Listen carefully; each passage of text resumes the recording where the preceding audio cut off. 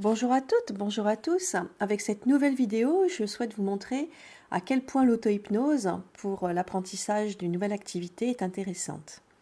Donc au début, tout commence par un rêve, le rêve d'apprendre à voler par exemple. Apprendre à voler, c'est le rêve de beaucoup d'êtres humains.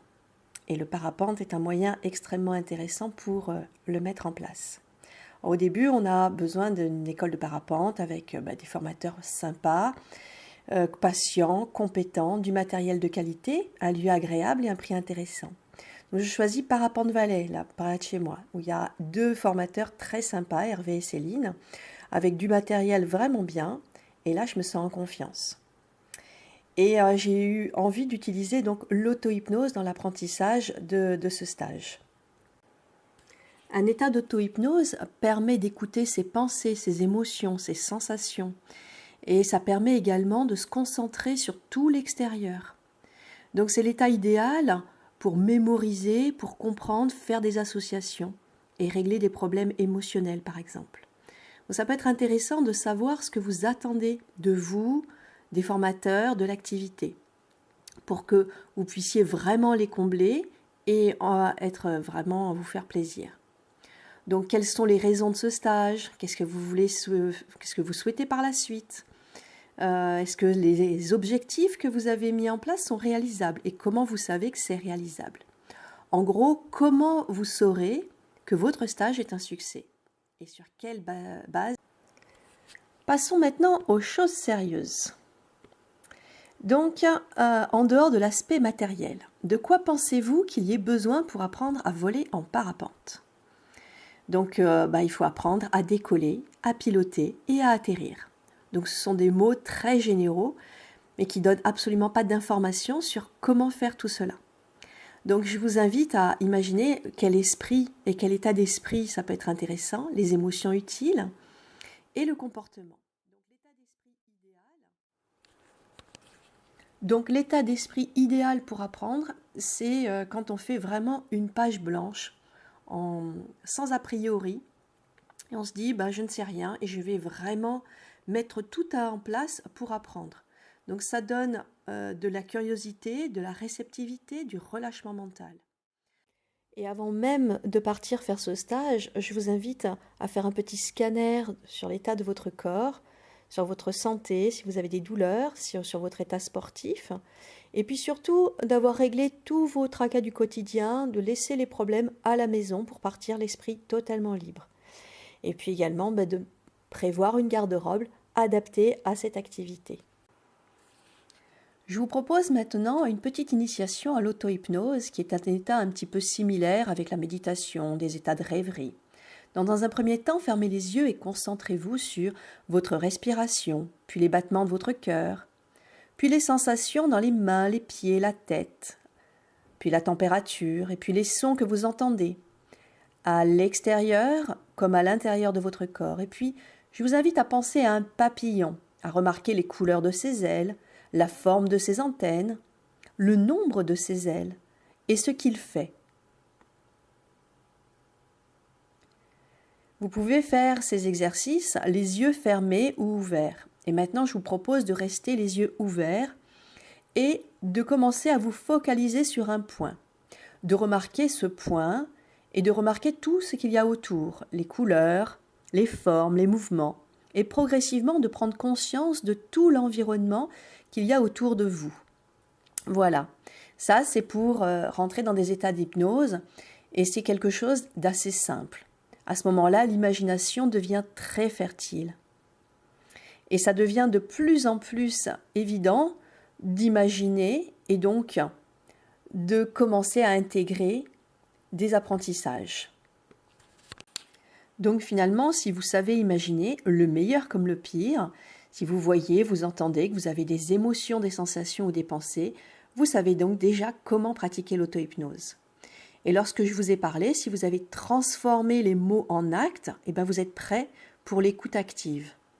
Sinon, il y aura peut-être besoin d'un petit peu d'entraînement si les mots ne sont restés que des mots sans image et sans sensation. Et ainsi, pendant que vous serez en formation, lorsque vous allez écouter les explications du formateur, vous allez pouvoir progressivement transformer les mots de votre formateur en images et en sensations, et ainsi déjà intégrer par l'imagination tout ce qu'il est en train de vous expliquer. Cette façon d'écouter est pour les neuroscientifiques la meilleure façon d'apprendre, et j'ai pu effectivement l'expérimenter. C'est beaucoup plus simple par la suite de mettre en pratique ce que le formateur a expliqué. Donc sur le terrain, après avoir repéré l'environnement, le vent, après s'être assuré que la sellette est bien attachée, que les suspentes sont libres, eh bien on va pouvoir prendre les sensations pour gonfler sa voile. Donc gonfler sa voile avec le positionnement des mains, les sensations des suspentes sur les mains, des commandes dans les mains, et puis focaliser son regard sur le cap et commencer à faire gonfler sa voile. Et puis vient la temporisation. C'est le moment de se mettre à l'équilibre avec sa voile, c'est le moment de faire corps avec sa voile.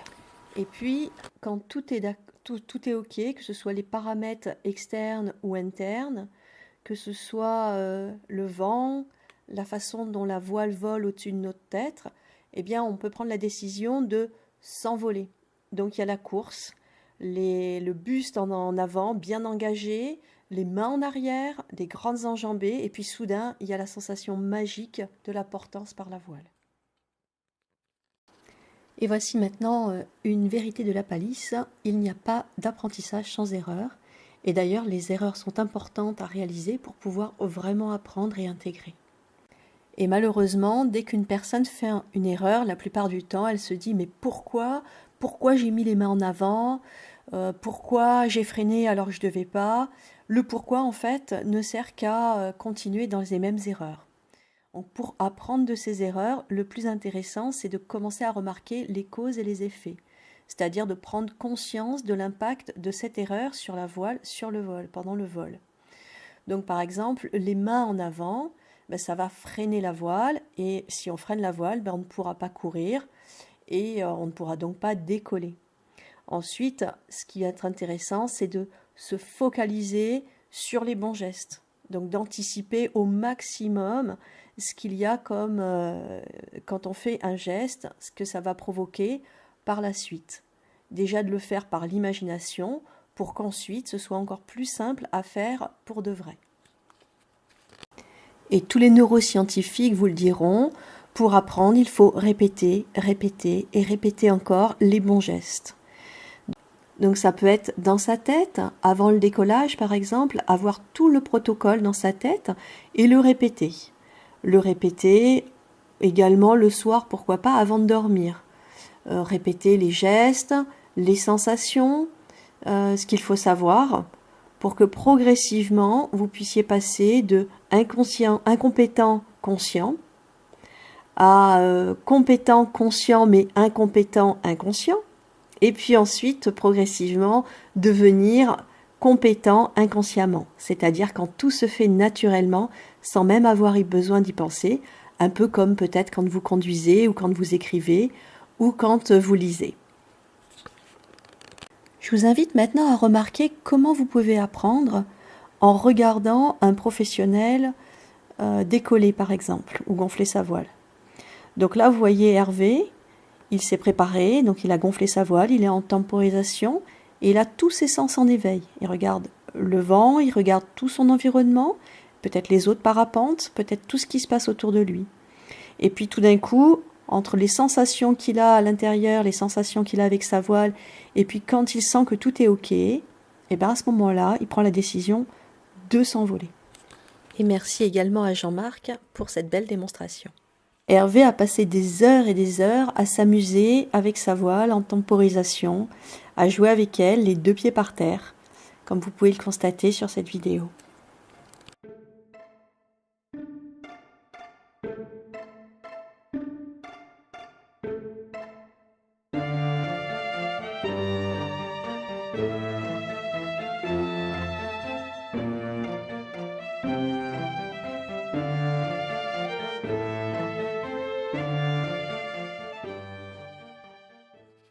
Et puis vient le temps du vol. Waouh! C'est génial, c'est extraordinaire. On se sent vraiment planer dans les airs. Alors le plan de vol en tête, focalisé sur le cap, un œil sur le lieu d'atterrissage et attentif au paysage, aux nuages, aux oiseaux, au vent, aux autres parapentes et aussi sur la voix des formateurs qui est dans le talkie-walkie qui nous guide. Et on se rappelle comment on tourne, c'est-à-dire avec le regard, le poids, doser le virage avec les commandes qui restent dans l'axe, et puis prévoir le temps de latence. Et puis ça bouge là-haut, il y a des turbulences qui peuvent donner donc soit des mouvements de tangage, soit des mouvements de roulis, un peu comme sur un bateau. Et pour les absorber, par exemple le roulis, Hervé nous a proposé de venir nous mettre sous la voile, dans un premier temps, plutôt que de commander à la voile de revenir à sa place. Donc, pour intégrer ce concept, au lieu de faire comme avec un chien qui s'écarte et de tirer sur la laisse pour le faire revenir, je me suis imaginé debout sur une barque, un pied de chaque côté, et on peut soit jouer à balancer cette barque de plus en plus, ou alors on peut aussi l'amortir en allant avec et en ayant juste une action vers le point d'équilibre de la barque. À ce moment-là, hop, on arrive à la remettre à son point d'équilibre. Et pour le tangage, Hervé nous conseille de l'amortir avec un doigté, entre ressources et abatté. Donc pour éviter un plus grand tangage encore. Parce que si on met un grand coup de commande au moment de l'abatté, si ça se trouve, on va peut-être même amplifier ce mouvement. Donc je m'imagine sur une balançoire et comment on fait pour se balancer et puis pour aussi l'arrêter. Et donc là, je vous laisse repartir dans ces apprentissages du passé. Et je passe dans cette vidéo sur comment descendre bien plus vite en pliant volontairement une partie de sa voile, par exemple, quand on a pris des ascendants et que on est parti très très haut. Ou je passe également sur les priorités entre parapentistes, qui sont un petit peu comme sur les routes françaises. En tout cas, pour apprendre, tous les neuroscientifiques sont d'accord là-dessus, le cerveau a besoin de retraiter l'information. Et utiliser des apprentissages du passé, ça peut être aussi comme une bonne méthode pour apprendre plus vite. C'est utiliser des métaphores qui donnent des images, qui donnent des sensations, et ça permet de se sentir bien plus en confiance avec soi-même. Dès qu'on commence à avoir des réponses à tout un tas de situations, en plus, comme on sait que le parapente, ça fait partie des sports à risque, et que l'imprévu, les possibilités de l'imprévu resteront certainement une constante à prendre en considération pour la suite. Et après le vol, vient le moment de l'atterrissage. Et là, au départ, c'est assez simple. Il y a simplement à suivre les consignes au talkie-walkie, prendre les virages comme notre formateur nous le demande, se mettre bien face au vent, sortir de la sellette, se préparer à courir le buste bien en avant et freiner au signal à environ 2,50 m, 3 m du sol pour une arrivée tout en douceur.